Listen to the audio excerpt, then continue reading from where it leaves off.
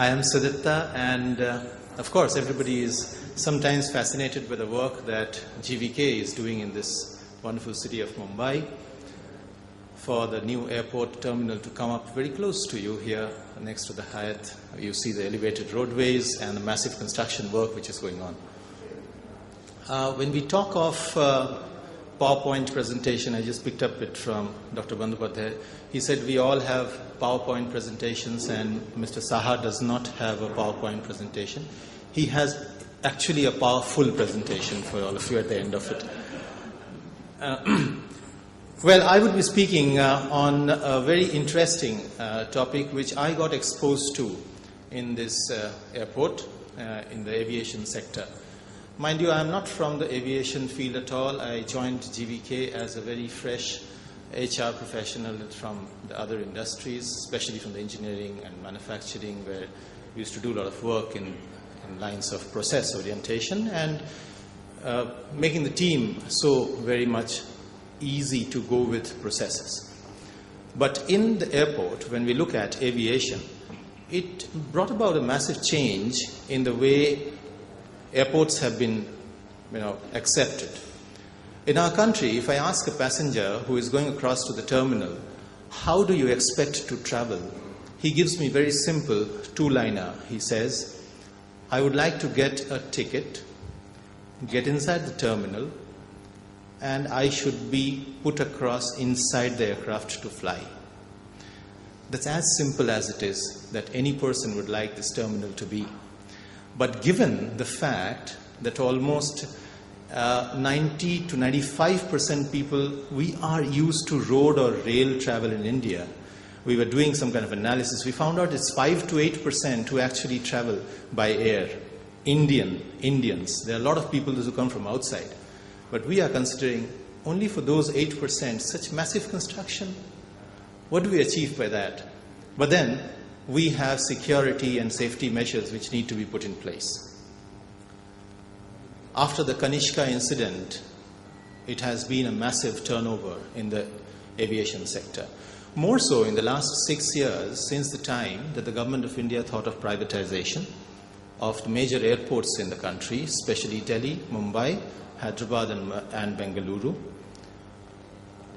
Delhi and Mumbai, it got the burnt because they were all Brownfield airports. That means we had to change over from the existing operations into a new terminal or an additional runway or additional terminals, keeping the operations intact without affecting passenger transit, but to a very small extent. That was a challenge for Delhi and Mumbai, whereas Hyderabad and Bengaluru had a very easy challenge. It was a challenge to shift all their people from the existing old airport to the brand new airport. For them, it was an airport movement. For us, it's a terminal movement. And that's where the approach towards how people will get into a kind of easy processing, easy maneuvering for all processes which are meant for safety and security standards. And that is where this business modeling happened in the airport. For airport operations, it's very important to understand there are two sides from where revenue comes in. Number one, from the aeronautical side, that is from the airlines. Now, airlines are governed by slots. They would get the slots, they would land here, they would take off, they'll put their cargo in here, they'll take away the cargo, and that's very, very tight. You cannot have more than 24 hours in a day. You cannot have more than 24 hours in other parts of the world. And you would have only matching time slots where every other airline would think of leaving from Mumbai at afternoon 12 to 1 o'clock to reach London at a very favorable time so that passengers can move out there. So people strive for certain very, very relevant slots. So if slots are fixed, we have fixed revenue coming from airlines. That will not suffice to maintain such a big terminal. That's where we are thinking of another revenue line, and that is non-aeronautical revenue. Non-aeronautical revenue talks for advertisements, you have concessionaires, you have those inbuilt systems and processes by which passengers get an experience at the airport. So we have made a terminal. Nobody wants that processes to be in place. Nobody wants the CISF guy to frisk you. Nobody wants the customs guy to come and check your luggage. Everybody wants ticket, go and sit there. But we have created so many interfaces, and that's where we say, oh, come on, you have some free time? Let's go shopping. Come on, you have some time to look at your emails? Ah, there you have the Wi-Fi. Oh, you don't have charge on your laptop? Come and charge here. Now, that's where we started developing the non-aeronautical revenue lines sources. The bigger the terminal, the bigger the space, bigger is the throughput of passengers, the more such innovative ideas do we need. So when we are looking at this particular terminal, which we are looking at, the current scenario is that you have domestic terminal 1A, 1B and 1C. It's as if I am doing a revision work for people those who travel across here. So our domestic terminals 1A, 1B, 1C. International terminals 2B and 2C. Question, where is 2A? Where is it? Retired, yes. It has been demolished. It's non-existent. And in its place, we are creating the new terminal, when eventually 2B and 2C also will be demolished. So what are we looking at? The future scenario is that the international and domestic terminal are all integrated, and that's T2. And there you have all the operations integrated. Now, so much so, media has already informed you that next year there will be a terminal where the international flights will take off. Then in the next phase, there will be domestic, which will be coming in. So I won't go deeper into it, because I don't want to share those timelines with you. Thank you so much.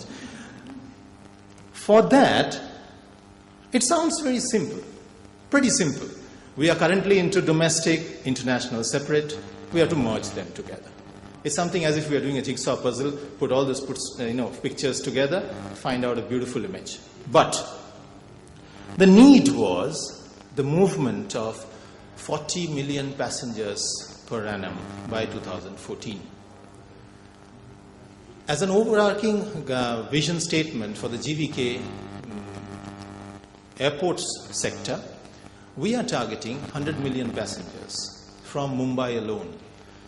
So 40 million from this terminal and the remaining 60 million, well, still a dream, but yes, that would come up from the new Navi Mumbai airport.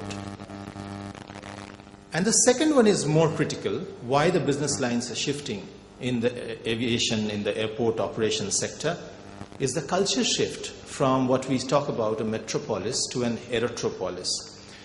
What is an aerotropolis? Many such statements we see, and that's it.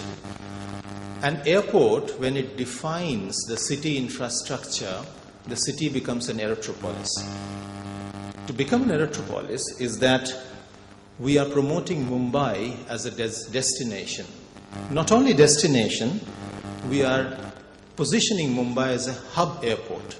Now, these two very simple concepts work in the airport operations segment, because once we talk of destination, it's how is it different than hub airport? The concept totally it changes, because destination is for a final approach. Tourists come here, they visit, and they go back. But a hub is like people come across here to connect to different cities. But we have competitions. We have Ahmedabad, we have Pune who are coming up. So people might as well go there and then transfer to other cities.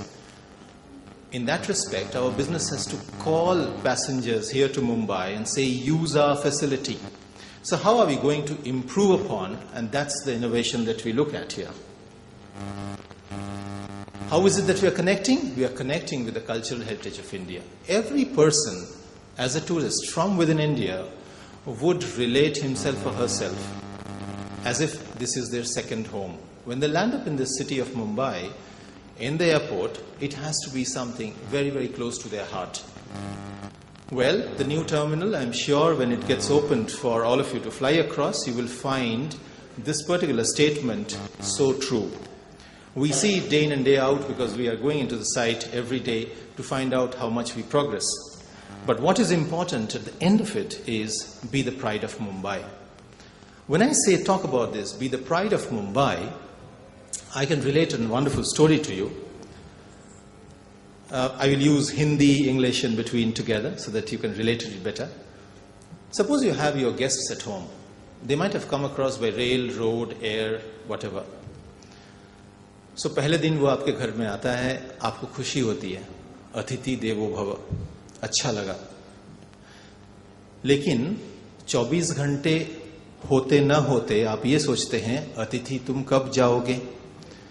काफी मतलब परेशानी है, अब बोल तो नहीं सकते हैं, but it's very important. What we have to do? We put them into a Mumbai Darshan bus. जाके देख के आओ, थोड़ा तो हमें राहत दो, हम प्लानिंग करते हैं शाम की. सुबह चले गए, evening when they come back, what's the first question that you ask them?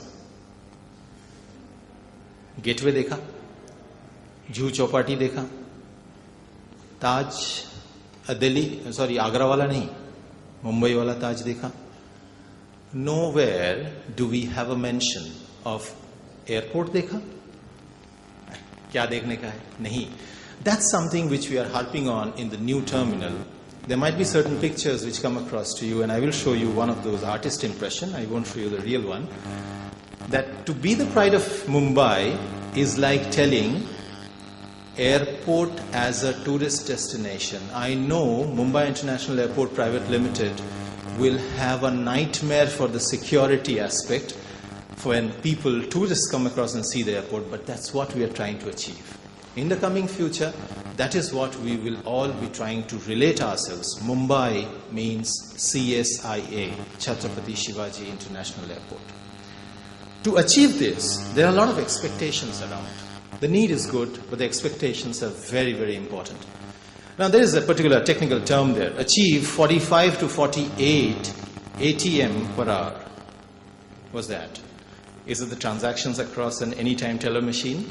Well, it's 45 to 48 air traffic movement. Means in 60 minutes, there has to be 48 maximum aircrafts taking off and landing from the runway that we have. And many of you have traveled. You might feel, oh my God, 48. We are landing, that fellow is taking off. Huh?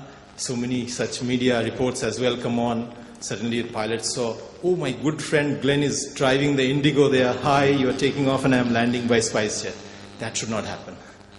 But that's where we say the approach for the passengers is just not let transit. Let us visit the airport. Let us see what it is. How is it? What does it show us? These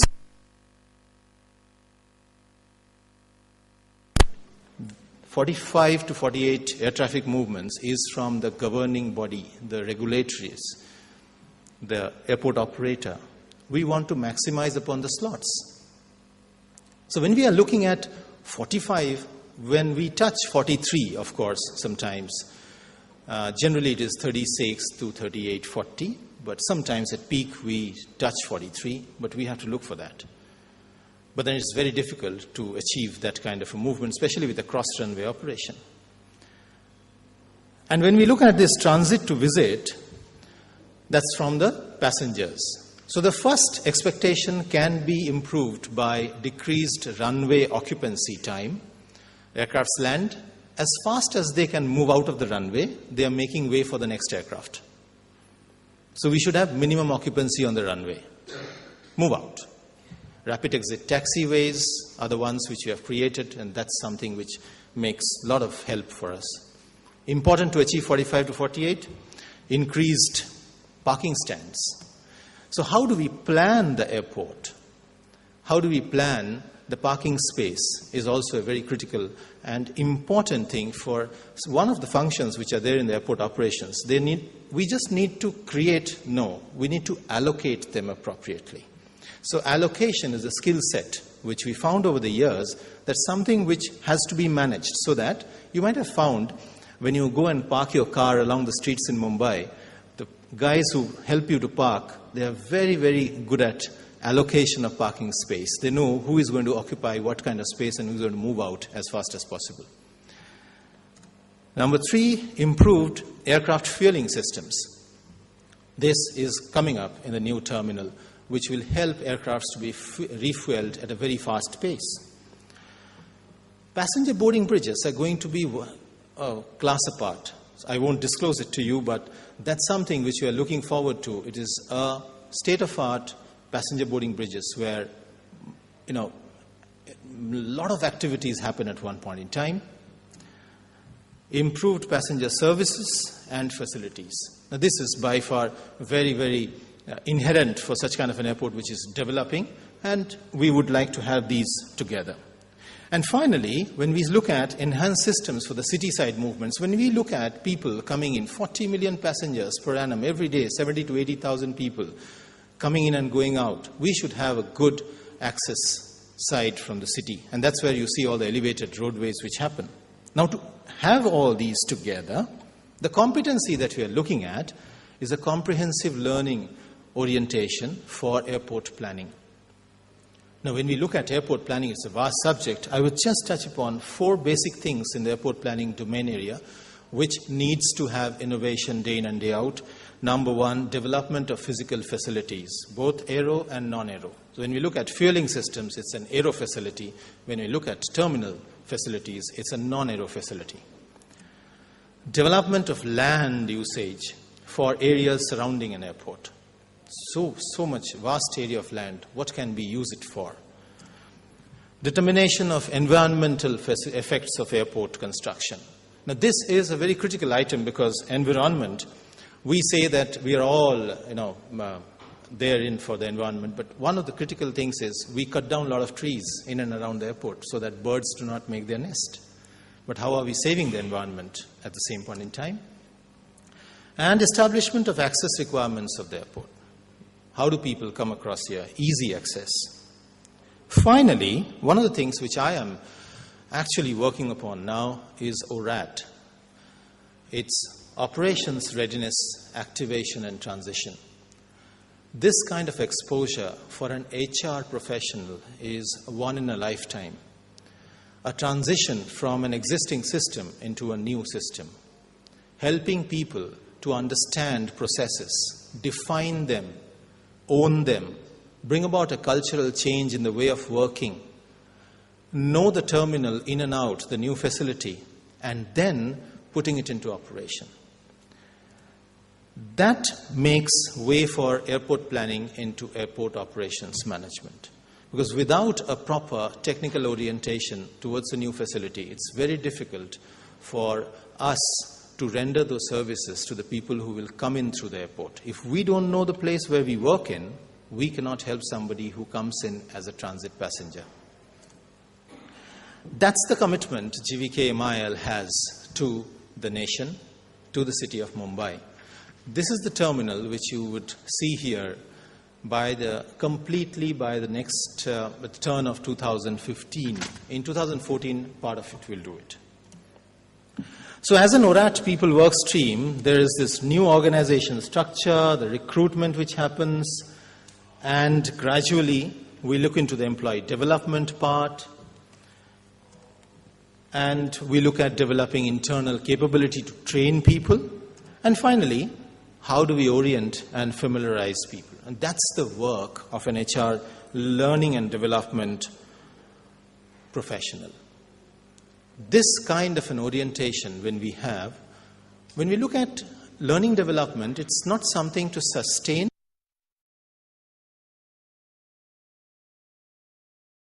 in which every HR professional, we are trying them to groom, we are trying to find out how best we can find stakeholders to come inside, from airlines, from ground handlers, how do they rope in, how do they develop learning structures, implement it, and see that for the opening day and thereafter, the terminal is well versed with the processes and all the systems are in place, up and running. With the case studies of Heathrow, with Suvarnabhumi Airport, where there were massive disasters on the opening day, we are taking care of this. But gradually, every day, there's a learning process which is into place. So that's what I thought I will share with you. It might have generated some questions in your mind, but I would expect those questions, as Dr. Bandyopadhyay said, at the end of the session, and wish you all a very delighted airport transition experience next time that you fly. Thank you so much.